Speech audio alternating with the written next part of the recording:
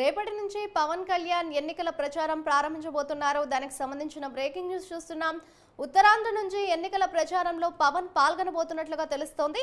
రేపు అనకాపల్లి, 8న యలమంచిలి శాసనసభ నియోజకవర్గాల్లో పవన్ పర్యటించబోతున్నారు.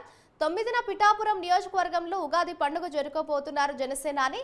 నెల్లిమర్ల, విశాఖ దక్షిణం, పెందుర్తి నియోజకవర్గాల్లో పర్యటన త్వరలో ఖరారు కాబోతున్నట్లు సమాచారం.